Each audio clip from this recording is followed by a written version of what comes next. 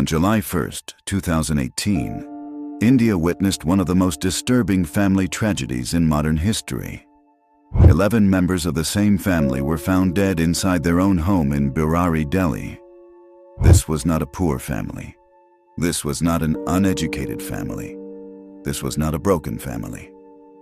They ran successful businesses. They prayed together. They lived together peacefully. And yet, in one single night, almost the entire family died together. This case shocked not just India, but the entire world, because what was found inside that house didn't look like suicide. It didn't look like murder. It looked like obedience. 10 family members were found hanging in a circle from the ceiling. Their eyes were covered. Their mouths were taped. Their hands were tied behind their backs. They were arranged carefully, almost respectfully. In another room, the 80-year-old grandmother was found strangled on her bed. And here is a strange detail many people miss.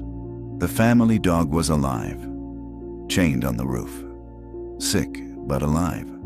This was not panic. This was not chaos. This was ritual. Police later found 11 diaries, written over 11 years. These diaries were not random thoughts. They were instructions. They explained how the family should live, how they should pray, what rules they should follow, and finally, how they should perform a final ritual. The ritual was called Badh Puja, inspired by the hanging roots of a banyan tree.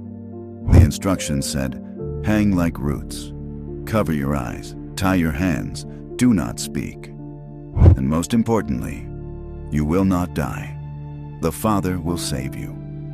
Who was the Father? According to the diaries, the instructions came from the spirit of Lalit's dead father. After his father died in 2007, Lalit claimed, "My father enters my body and guides me." Slowly, the entire family accepted this. They trusted Lalit. They respected the father's memory. They believed obedience would bring salvation. But now let's pause and think logically. Would a loving father ever tell his children to blindfold themselves, tie their own hands, hang from the ceiling, and believe death is not real? A father who worked hard for his family, a father who protected them, a father who loved his grandchildren. Does this sound like love? Or does it sound like manipulation? Psychologists called this shared psychotic disorder, meaning one person's delusion spreads to others. Police closed the case as mass suicide. But here is the gap. Mental illness can explain belief. It struggles to explain absolute obedience. Why did no one resist? Why did educated adults follow blindly?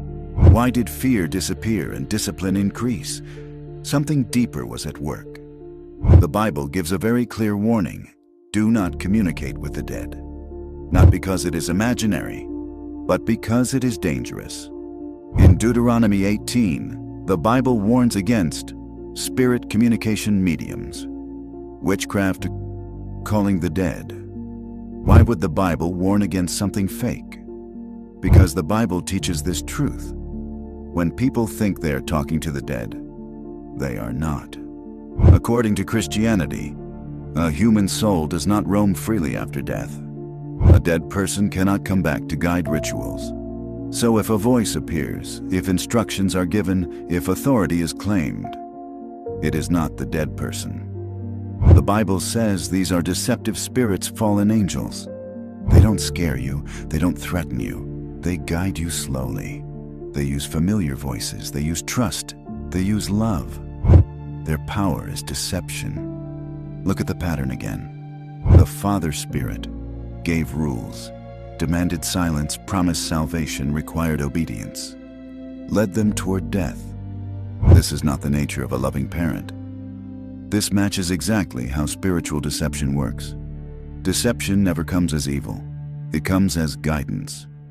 This is why the Bible condemns occult rituals, spirit guides, channeling, ancestor worship, witchcraft, not to control humans, but to protect them. Because once truth is replaced with voices, logic disappears.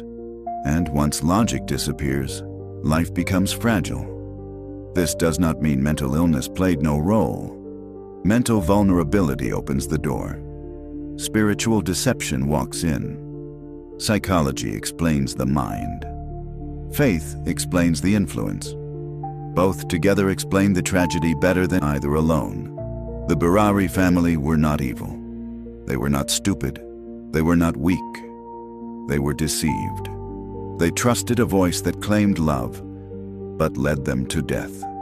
And this is the lesson for all of us. Not every voice that sounds familiar is safe. Not every guide that promises salvation speaks truth. Truth does not shout. Deception whispers. If this video made you think, share it not to spread fear, but to spread awareness. Subscribe for more videos where we explore faith, psychology, and history with clarity, calmness, and honesty.